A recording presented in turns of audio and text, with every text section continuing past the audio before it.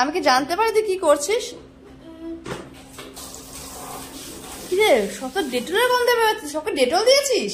সব দেখি, আমার ডেটল কমিয়ে দিয়েছে, সব ডেটল। এই পেন্সিল গুলো এখানে কেন? তুমি তো বলেছিলে বাতের মধ্যে পেন্সিল, ওর মধ্যে ধুতে দিয়েছিস? তুই করছিসটা কি লালা মা, এটা বলতো। র‍্যাক ধুচ্ছিস? হারপিকটা যদি তোকে দিতাম বাথরুমটা তো পয়সা করতে, আমাকে জল দিস না।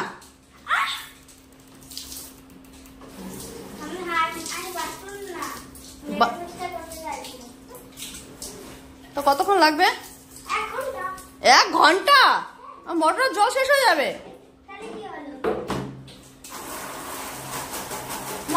বন্ধ কর, বন্ধ কর। ওটা হয়ে গেছে, দে, এটা বাইরে রাখি। এটা হয়ে গেছে, দে বাবু, দে, ওটা হয়ে গেছে, বাইরে রাখি।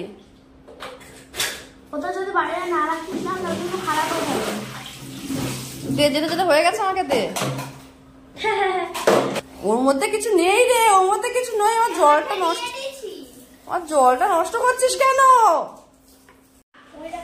কথায় আছে নেই কাজ খই ভাত।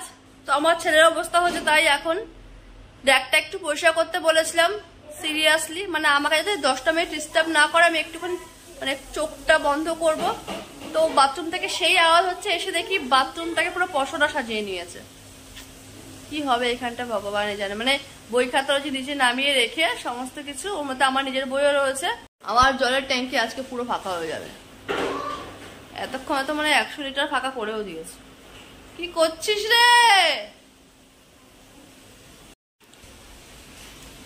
থাক তুই, বাথরুমের লাইট এই বন্ধ করে দিলাম। হালকা হালকা বৃষ্টি হচ্ছে সবে। মানি প্লান্টেতে নর্মাল জল দিয়ে আমি, কিন্তু আজকে বৃষ্টি হচ্ছে বলে একটু বৃষ্টির জলে ভেজাচ্ছি। গাছগুলো পুরো সুস্থ হয়ে যাবে। কিন্তু দেখো, দিয়েছে আধা ঘন্টা হয়ে গেছে, মাটি অবধি ভেজেনি। কি হবে ভগবান জানে। এই বৃষ্টি যদি আজকে ঠিকঠাক করে না হয়, কালকে সবার কপালে কষ্ট আছে। ভেবেছিলাম লালটা একটুখানি বৃষ্টিতে ভিজলে এই পিঠের এগুলো সব ঠিক হয়ে যাবে। এই অবস্থা সারা গায়ের।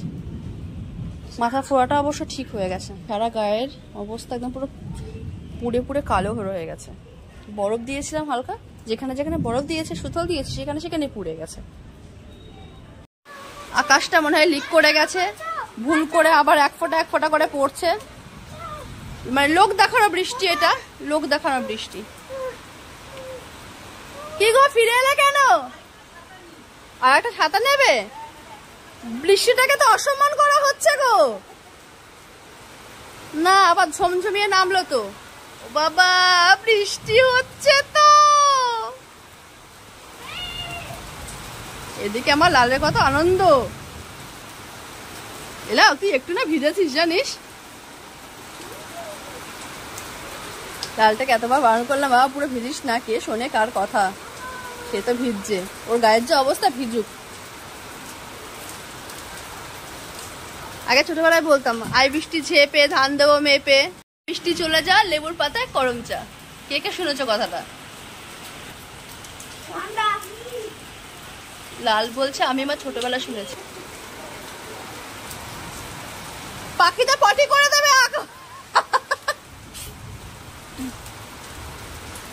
এবার মনে হয় গাছগুলো একটু ভিজেছে আমার।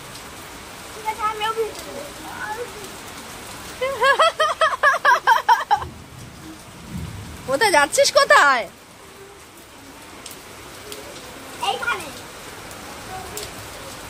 এরকম যদি মানে ঘন্টা 3 হয় তাহলে একটুখানি ওয়েদারটা ঠান্ডা হবে। যদি ঘন্টা 3 রানিং হয়, কারণ বৃষ্টিতে তো সেরকম একদমই প্রেশার নেই। কিন্তু তাও বৃষ্টি দেখে কারা কারা স্বস্তির নিঃশ্বাস পেলে জানাও।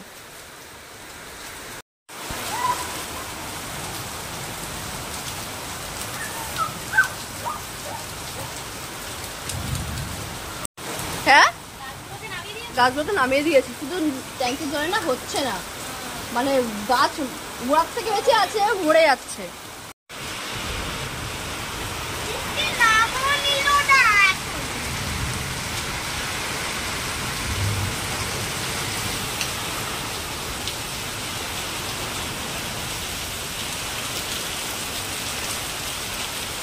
গাছগুলো সব বাইরে থেকে নিয়ে এসেছি, মনে হচ্ছে প্রাণ ফিরে পেল। হ্যাঁ দরকার ও একটু জল জমেছে তার মধ্যে আবার, কালকে বরঞ্চ আর একটু জল খাইয়ে নেবো, এখন ঘরে রেখে আসি। বৃষ্টি হচ্ছে, একেবারে কোল্ড কোল্ড ওয়েদার, মনে হচ্ছে গরম গরম চা আর চিকেন পকোড়া খাই, কিন্তু এখন রাত্রে খাওয়ার টাইম হয়ে গেছে। লালের যে কপালে ফোড়াটা ছিল সেটা তো কমে গেছে, এই দেখো কিন্তু ওর পায়ে একটা ফোড়া হয়েছে, এটা পায়ে আবার একটা ফোড়া হয়েছে, আর সেটা আরো মুখ বেরিয়ে গেছে, মানে এখানে ওর পেইন হবে এবার। বৃষ্টি হয়ে আমার লাভটা কি? মিষ্টি রাখবে না। বৃষ্টি লাগবে না, ওর বৃষ্টির প্রয়োজন নেই। লাল বলেছে আমার বৃষ্টির প্রয়োজন নেই, শুধু আমার ফোড়াটা কমিয়ে দাও, তাই তো? তো কিছু খেতে দেয় না, রাত থেকে তো কিচ্ছু খাইনি। আমার ছেলে রাত থেকে কিচ্ছু খায়নি, তাই বলছে মা কিছু খেতে দাও না। আসলে কথাই ঠিকই বলে, বাইরে বৃষ্টি চলে পরে মুখটা সারাদিন খাই খাই খাই খাই করে, তো আমাদের তিনজনের না খাই খাই খাই খাই পেয়েছে, তো আমরা এখন খেতে যাই। তো এখন এর জন্য গুড নাইট, সাব্বা খায়ের, টাটা।